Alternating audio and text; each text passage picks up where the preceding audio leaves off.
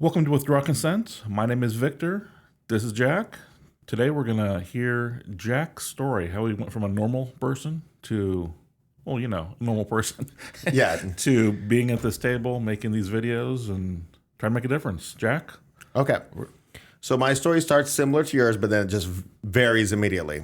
Started in a conservative Christian household. Okay. Good values and stuff, Republicans, and basically, like, whereas you didn't diverge from that, I ended up at a very sharp diversion where I took the exact opposite, Like politically, like ideology? Yeah, just everything, Okay. just everything.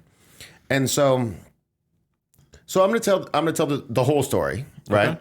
And if you want to judge me for the story, go ahead. If you haven't made a mistake when you were a kid, well, that's fine. You can just click off. But what we're presenting here are ideas.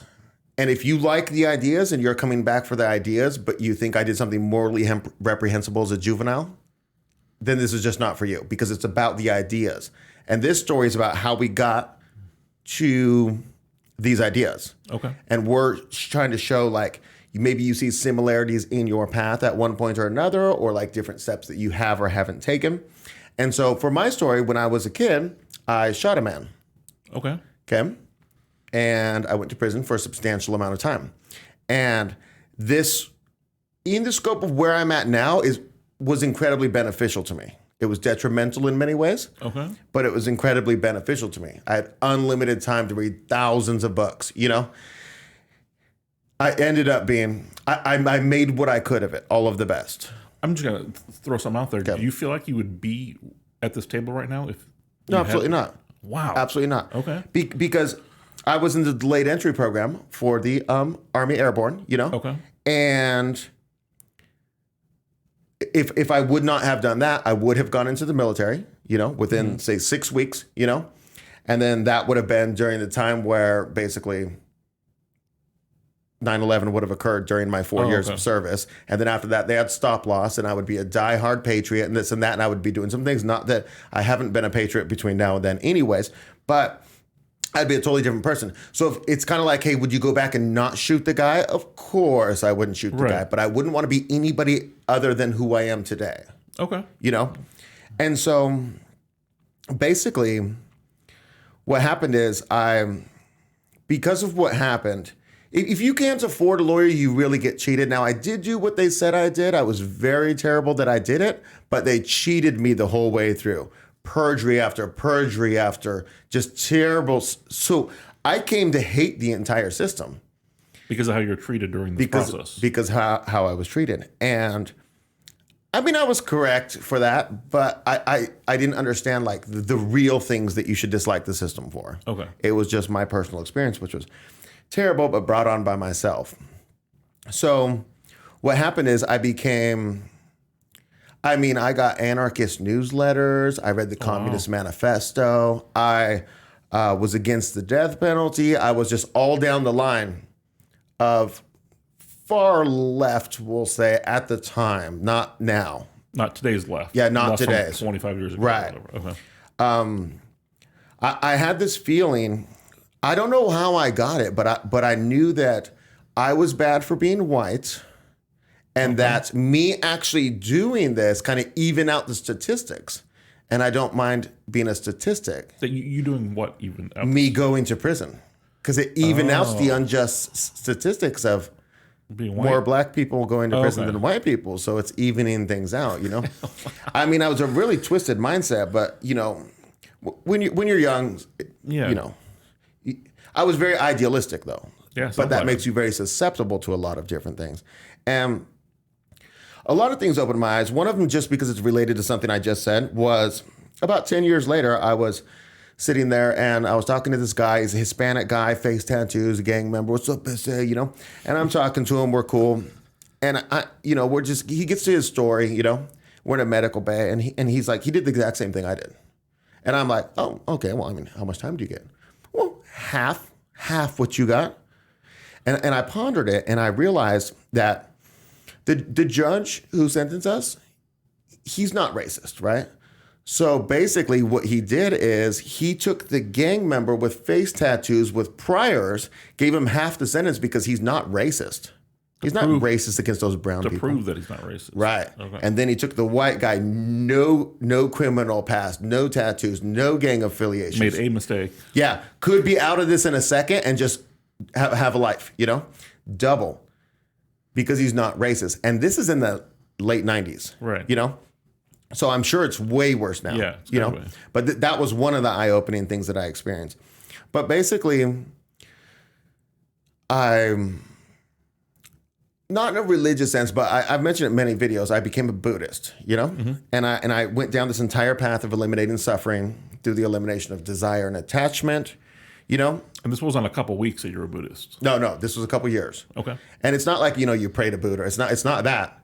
It is spiritual in a way. But, okay, that is what it is. And I'm doing that, but I'm also really into philosophy. Well, I'm into history, literature, You're stuff just like reading an incredible amount of Yeah, books. just incredible amount. Yeah, and I set it at 100 a year, and then I'm like 110 a year, but they got to be minimum this many pages. But some of the ones I'm reading, like I got into Will Durant, and there's The History of Civilization in 11 parts, but these are like 1,100-page history books. Each part is? Yeah, each part's 1,100 pages. And so it's like, our Oriental heritage, number one, 1,100 pages. But think about it. If you're reading 110 books, you got to do about, one every 3 days. But I can only dig through 200 of this a day, so I got to spend time on other books so I can keep my numbers up. But they got to be a minimum size. Anyways, And so I was really into philosophy. And at one point, I really got into Nietzsche. Okay. And they're great because... I don't have the right one right there. But if I had the right one, I should have brought it for a quote. But basically, Nietzsche's philosophy is that suffering's good and it promotes growth, Totally. And the Buddhism is the opposite of that. It's suffering is the bad thing in life. You can eliminate it. So they're completely contrary to each other. So as a Buddhist, do you believe you can grow without suffering? You can transcend suffering. Your growth is the transcendence of the suffering. Okay. Because once you transcend suffering, in this life, you gain nirvana. Do you know what I'm saying? I know there's a nirvana beyond, a transcendental nirvana as well. But they don't care about growing after you end suffering. Because once you end suffering, you can lead other people to end suffering. Do you know what I'm saying? So that is the goal. The end goal. It's the goal, right? It's the end of the path. And so basically, that's going on, right? And so when I said I was like on the left, I was terrible, okay? And don't hate me for past ideas that are stupid. Yeah. But when we were doing the Iraq invasion, I was hoping that they would chemical weapons our troops because I knew we shouldn't be invading them, 100% sure. And a lot of people at the time didn't know 100% for sure that we shouldn't be doing this. I knew 100% sure. But I still don't want ill will in our troops. That was bad thinking.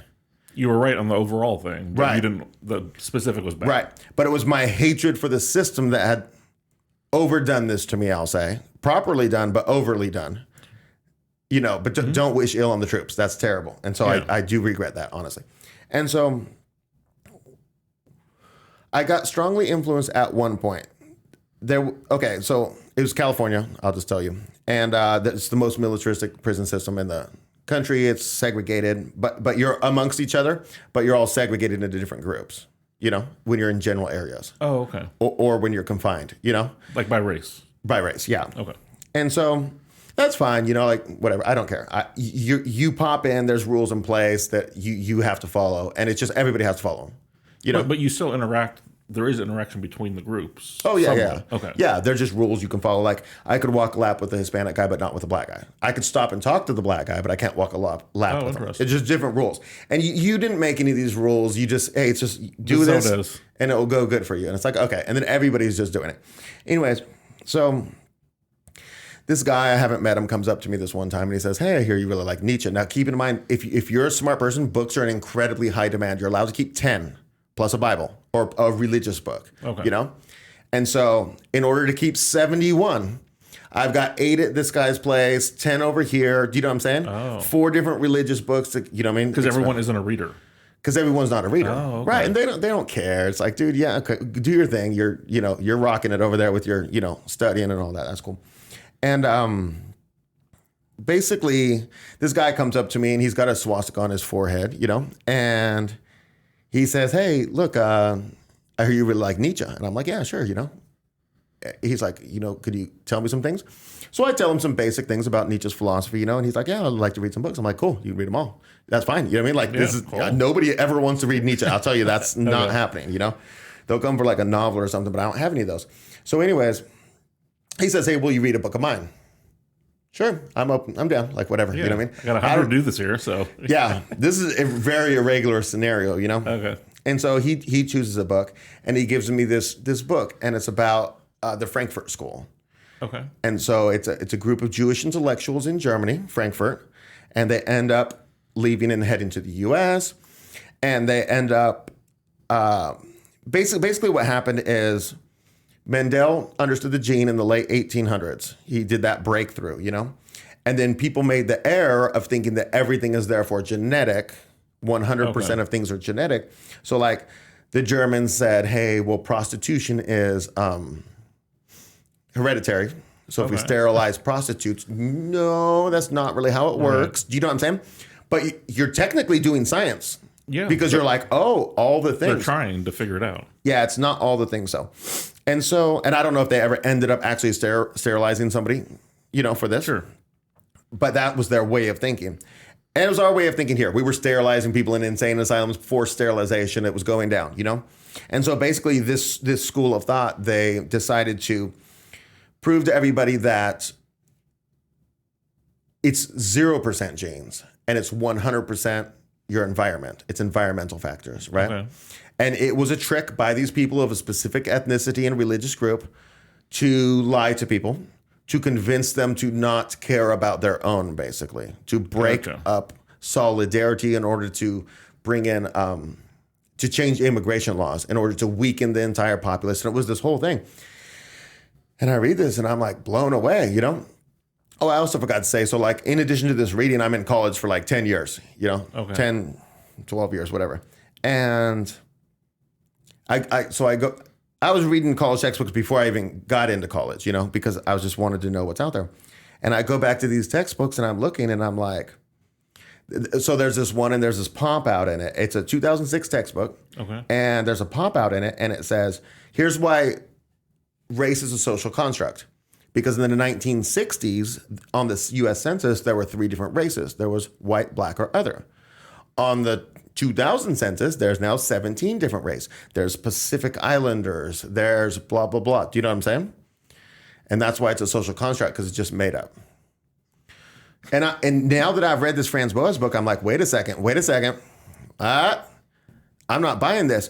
I think it was a physical anthropology book, I believe. Okay. And you go later in the book, and then you get to this whole chapter, and it's like, okay, this page is going to chart out all the difference in actual physical characteristics between different races.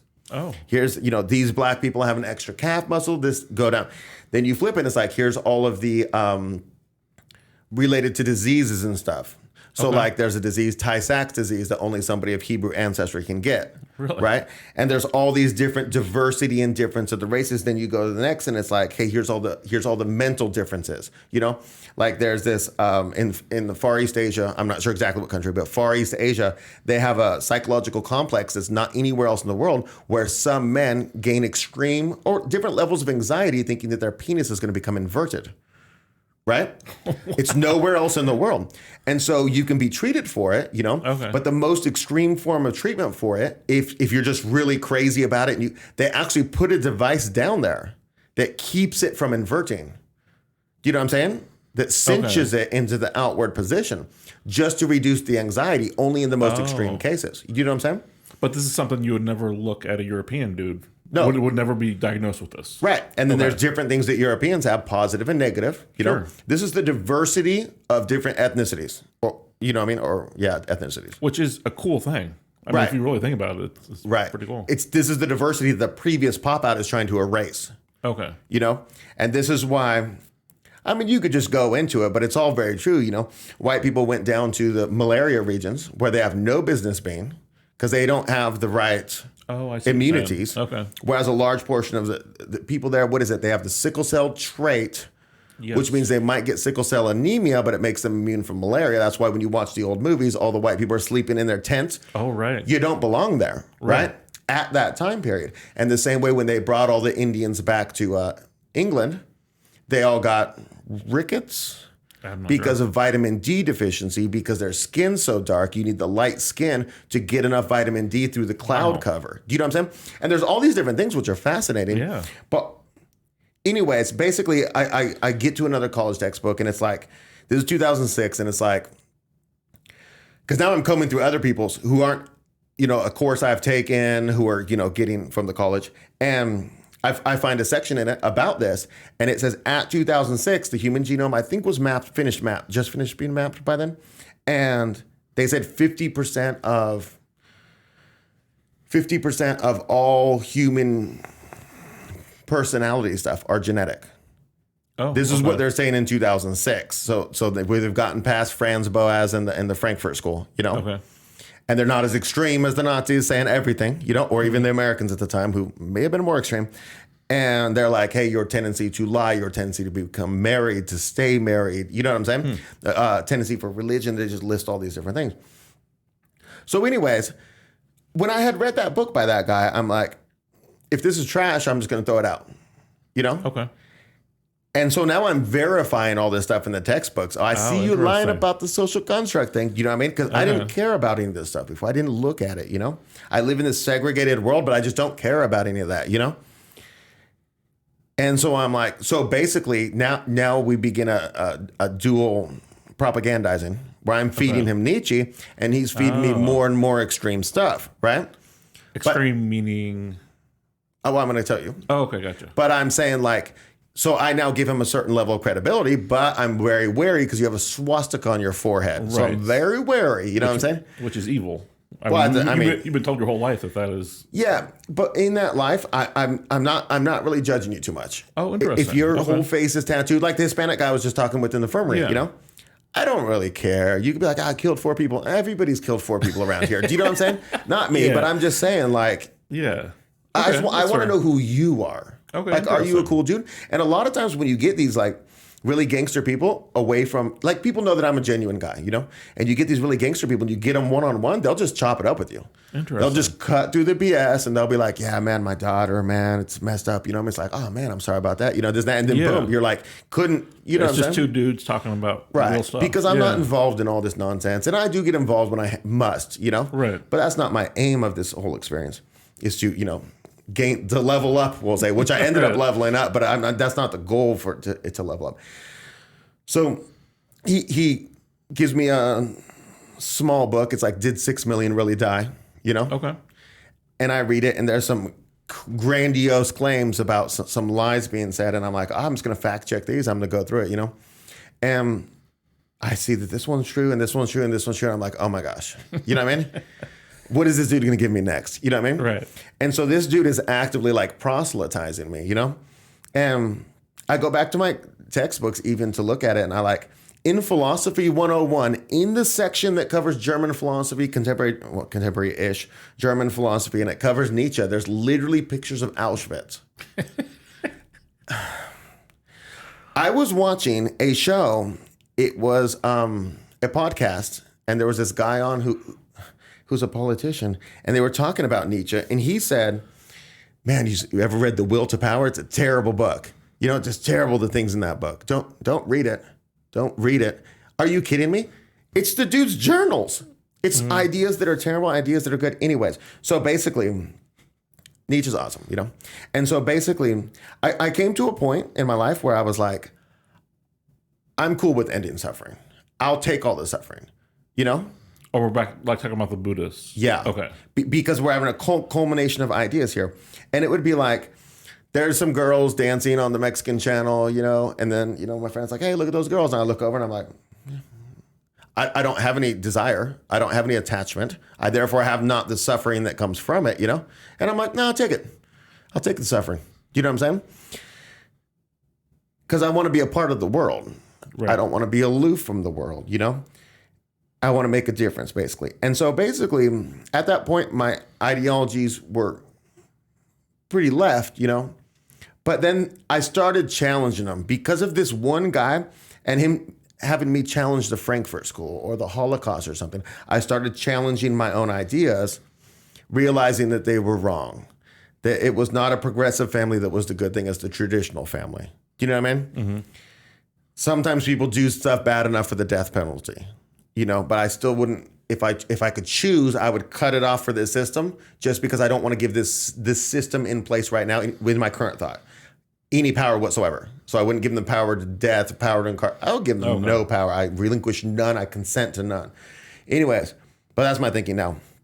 So basically, I progressed along a path that led me to what you would call conservative values, but no political leanings, care, nothing, What did it take to go from left, the guy starts giving you the books, and now you're challenging yourself, and now you feel you're more conservative? Like, what is the time frame in that? I mean, I'm going to say like 6 weeks. Oh, so it was pretty quick. I challenged everything. Wow. Okay. I just rebooted, and people were like, wow, you're not the same person. And I'm like, nah, I'm just not. I'm not, And so then basically, I guess the next step I would go to is politics, And so now I'm here in this life and Donald Trump gets elected. I'm in this world with everybody else and things are going great, And Donald Trump gets elected and I don't really care. Didn't really follow his campaign much, didn't really care. I wasn't allowed to vote, so whatever, And so I start to pay attention after that because I start to hear a few things that I like, Okay. I hear a build that wall, I'm not smart enough I would never follow somebody who says build that wall today. If you don't say mass deportations by the tens of millions on a schedule so as not to hurt our economy, I'm out, But at the time I'm like, oh, provocative idea, build the wall. You know what I'm saying? Not nearly extreme enough. And so then I started paying attention and so at that time, we were, and so like we were running things back and forth off each other, like the Kavanaugh, and stuff like that. And so then I started to become more and more interested, and basically, I started wearing the Trump hat, the MAGA hat, and I still lived in California.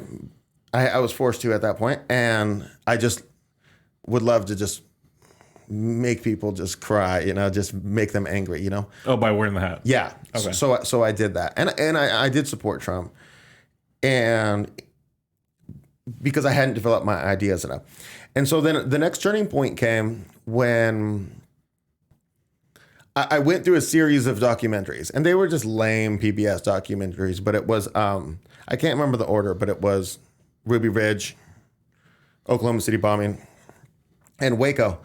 And then I started to grasp that something was very wrong. I know this stuff happened a long time ago, but I'm looking around and I'm looking for correlations. Like, is this stuff still happening? Okay. And at that point, I can look and I can see like a Russia gate. I can see a Ukraine gate. And I see this enormous system. I see these 3-letter agencies. Trump the best thing this dude did is it's so apparent what's going on. Yes. It's so apparent that the corporate media is the propaganda arm of the system. It's so apparent that the 3-letter agencies don't have any care for your constitutional rights or your life itself if necessary. They all overplayed their hand because of Trump. Yeah. Right. He was a catalyst. Yeah. So whether you say, we have that conversation, is he a controlled opposition? You can have that conversation, but no matter what your answer to that is, and I don't have a for sure answer, he created this effect that's got a great merit, I think so many people can agree with this when you look at this and you say, oh, yeah, I didn't know how bad the media was until this. I knew they were bad, but, so right. I think a lot of people can feel what I'm saying here. And so I became very patriotic, Okay. So I'm gonna get past the patriotism, at a point, but I haven't gotten there yet. And I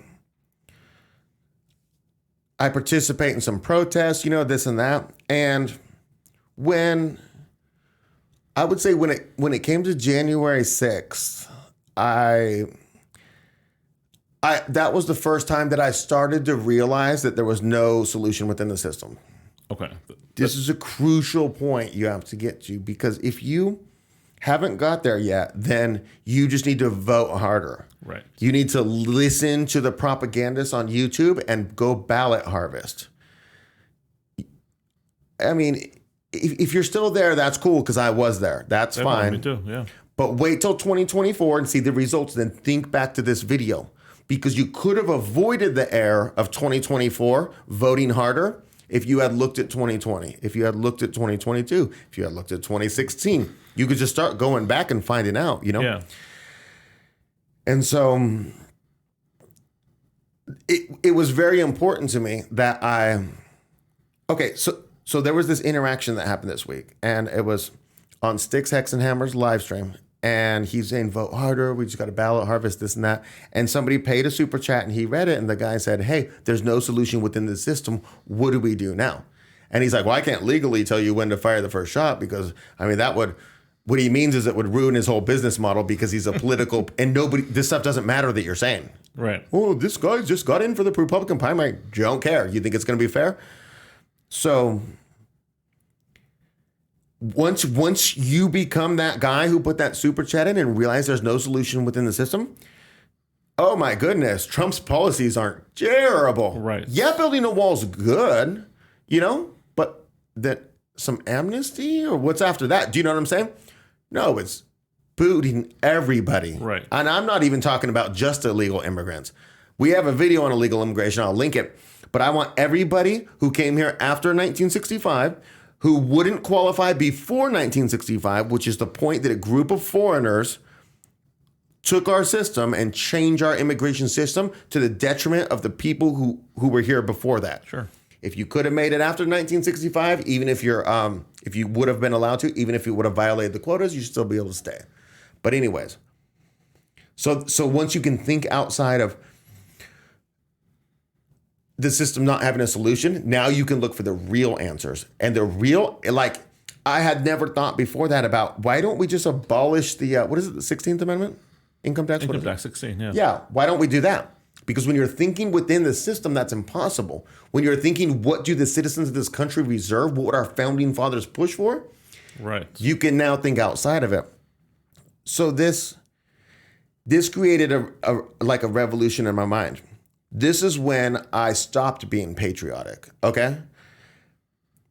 There's on Gab, there's a meme I see, like on 4th of July, It's got some white dude in a polo shirt, and he's waving his American flag with his, nice sunglasses on, this and that. He's like, yeah, I'm so proud to pay 37.2% of, For your taxes. For the taxes. Right. That are going to Ukraine and stuff. It's servitude. Right.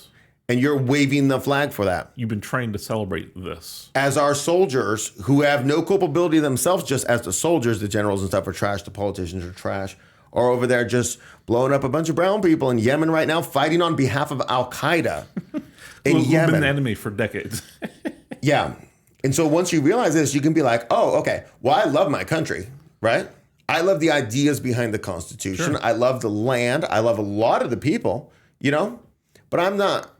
The current iteration is garbage. Right. When you're rolling down the street with your American flag on your pickup truck, you're saying, I consent to this. Right. Oh, it's going great. If you have an American flag and a Don't Tread on Me flag, what does that mean?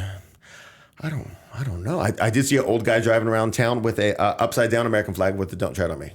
Okay. Okay. It's something at least. No, I'll buy it though. Yeah. I'll buy it. You know what I mean? I got you.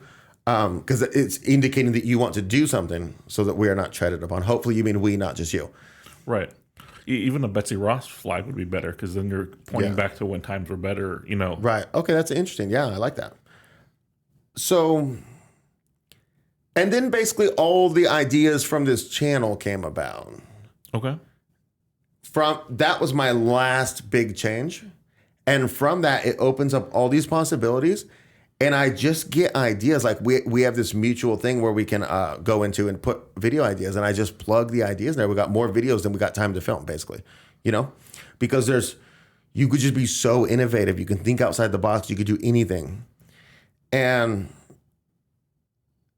basically that's where I'm at right now. And that's how, you got any questions for me? Yeah, definitely.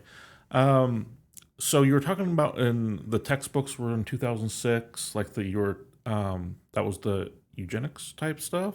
Was the 2006? Yeah, that was like the Frankfurt. Yeah, that was like the pop out one. I don't know when that Frankfurt book. That was like a book he gave me. That wasn't a. Okay, yeah. So I was just trying to determine the timeline of when he started giving you books. Like, do you remember about what time, like what year that was? Okay, so yeah, it would have been right then. So mid 2000s, maybe 2007 if the textbook was a year old or something like that. Okay, so then you kind of reverted to your conservative type roots around that time, 2007, 8. And then do you feel like your progress just stopped then until you kind of picked up the story and after Trump got elected? Is that about right? Oh, no. I mean, I just continued to advance in a lot of different ways. I mean, I wrote some articles for some magazines. I wrote some books that I never even tried to get published. I kept reading. I learned some languages. But like now, at that point, see, I'd already been doing the same stuff that I ended up doing afterwards, but now I understood why I was doing it, you know? Oh, okay. So like, I love Leo Tolstoy. He's a Russian author, you know? He wrote War and Peace, you know? And I've almost read every one of his books. Every one that I could get my hand on, I've read.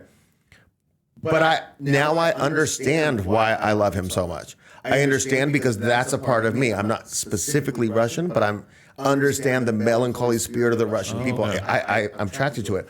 Now when I reread James Clavell's novels like Saigon or Whirlwind, you know what I mean? And is that it, Saigon? I have no idea. Taipan? No. Shogun, Taipan, Whirlwind. Okay, King Rat. Okay. When I reread his novels, I love them just as much as I loved them before. But it's because now I understand that this is not me. I love it because I love the foreignness and beauty of Japanese culture, of Chinese culture. I understand. Okay. It's so dissimilar to me in the way I think, but I still value it as the value that they deserve. It's like a different type of beauty that's not your own, but you can still. And I realize, like, I've learned French at this point. I'm reading books in French, and I realize, oh, this is my culture. This is mine. Okay. This is why I was attracted to it. I didn't choose to learn Japanese. I chose to learn French. You know what I'm saying? Mm-hmm. And so I continued progressing, but I was much more clear in what I was doing and why I was doing it. Okay. I wasn't just randomly doing things. You know what I'm saying? Yeah. Yeah. Okay. So I don't know if that answers it. So I progress. Definitely. I progress steadily. Okay. Gotcha. And so the other question I have, it's really just about like your credibility. Like you talked at the beginning, like it's all about ideas and not the person.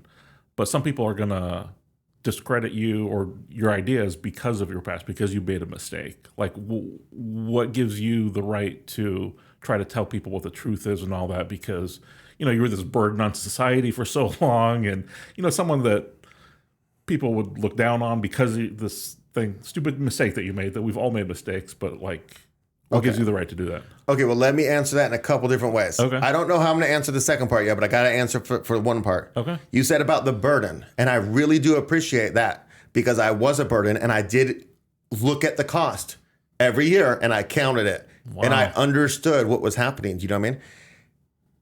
So you talk about my ideas, okay? I have an idea. We've never made a video on it. We may never make a video on it. But listen, dude, if you want to make me incredibly wealthy, listen, put me in absolute control of the California prison system and give me a budget for 5 years, okay?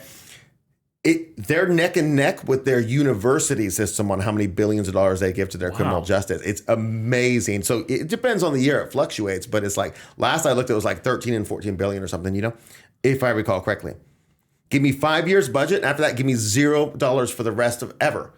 I could make it completely self-sufficient, and I could get those guys a $4 or $5 an hour wage. Because right now they're working for 7 cents, 11 cents. I could give them a $4 or $5 wage. I could make a complete brand of stuff that comes out of these places. And if you support not paying taxes for these places, buy that brand. Show your patriotism to California. So like, when you're like, I don't want to be a burden, you know, and I admit it. But when you're looking at my ideas, one of my ideas, which I haven't articulated until now, is I could make all those people not a burden. Not that I believe in mass incarceration, over incarceration, incarceration for certain things. Some people, I think it's ludicrous to say you're incarcerated for life without the possibility of parole. I think it's ludicrous. And I've known so many of those people, good people, bad people, terrible thing. It's just the idea of it's so stupid. Anyways, and then when it comes to the credibility, I feel you there. I would just have to go back and I would have to say, we put our references in for the different videos we make. We put our references in there, check the references. Because what I want to do, if I hear something really foreign to me, like a foreign idea, what I want to do is I just want to prove you wrong real quick. I can get over this real fast. So like if I go to our very first Holocaust video and I'm like, okay, that video starts and says, here's the claim that, is being made. And here's the link to it. I prove you wrong. You're not claiming 6 million gas. You're claiming 2.7 million gas. I'll prove you wrong. Go to the link. You say, okay, it's the United States Historical Holocaust Museum. Okay, let's check their credibility. Oh, yeah, funded by the government. This is a whole thing. All Jewish people work there. Okay, what's the claim? Claims 2.7 million. Okay, I didn't get you there. You know what I'm saying? Yeah. Go just disprove me if you don't like my ideas. But I'm going to say this. Because of my experiences, I was able to gather so much that I can use to come up with these ideas that I wouldn't have been able to gather. And I worked, I went to college and I studied those books, the whole time. But I wouldn't have been able to advance myself in the ways I have. Therefore, I wouldn't have the ideas to pass on. Okay, it made you the person who has the ideas. Okay. Yeah, it ended up being an advantage. It didn't be an advantage of, at my age, typically I wouldn't have a little baby in the house, but I do, I would have gained advantages, in that manner. I would have long-term wealth. I would have gained advantages, et cetera, et cetera. But the things that I bring to this channel, I believe it offers advantages. And I just don't think there's got to be a path to redemption for everybody. I was talking to somebody and he made a joke about, it was like a final solution joke, okay? Okay. And it was like saying about the people with the grooming the kids, Okay. And he said, yeah, final solution. And I'm like, yeah, but that's not what the final solution was. And he's like, yeah, no, I know that that's not what the final solution really was, but I want it to be the thing they say it is. You know what I'm saying? Okay. And I was telling him, I'm like, but what about a path to redemption? Because a lot of these parents, they've just been indoctrinated to do these crazy things. That it's so terrible what they're doing. It's so terrible because leave the kids alone, for goodness sakes. But there's got to be a path to redemption up to a certain point. We all have different idea what that point is. Maybe he was correct on that point, but I think people who've been indoctrinated one way can be indoctrinated another way. There's multiple different groups of people, but one of the groups of people are just sheep. They just do what they're told by whatever system's in place. That's why people who are intelligent and full of critical thought need to overturn the current system, put a good system in place so that we can indoctrinate all the sheep in the proper way. Totally. And so that would be my other argument. Path to redemption, what do I have to offer? Okay. Are my ideas ones of chaos and destruction or, breaking down traditional systems? Or are they valuable and you look at them like, oh, you want no interest, loans for homes? That's what you're going for? No federal income tax? It could all be done. Right. This all could be done. We just don't need to have 3,000 military bases plus, around the world. But it has been done. Like this is it has been fantasy done. That Yeah. And so that's what I said. Okay. Just as far as like what you contribute to the channel, there's a reason why Jack leads the majority of these videos because we're going over historical stuff and he's so well read and knows so much stuff, and I'm kind of more of the thinker, like critical. Mm-hmm. I mean, we both critically think, but there's certain insights that I provide to challenge things and so that is, the roles are here because of the incredible knowledge he has. Right. And on some of the videos we discussed beforehand, his thinking has already influenced my presentation, So he's already stopped me from saying that one thing that I went overboard on and I just missed, Yeah. And hopefully we don't miss any more, and hopefully you put it in the comments if we do miss more. Totally. But I'd say that's my story. Okay. Well, that was amazing. There's stories I hadn't even known you for a long time and stuff I hadn't even heard before. Yeah, very cool. Very cool story. we'd love to hear what your thoughts are on just, do you see yourself in anything that he said? Or, do you agree or disagree with does he have credibility? Does it, I mean, just. Or am I an asshat? Right. Okay. Yeah, totally. We'd love to hear. We're going to do, my story should come out tomorrow. Yes. Very different path, kind of like you said, sort of the same starting point. Very good story, I believe. But yeah, very different. And, if you didn't relate to this one, maybe you're going to relate tomorrow. And you'll have just be able to connect with us a little bit and understand kind of where we're coming from. And hope to see you at that one.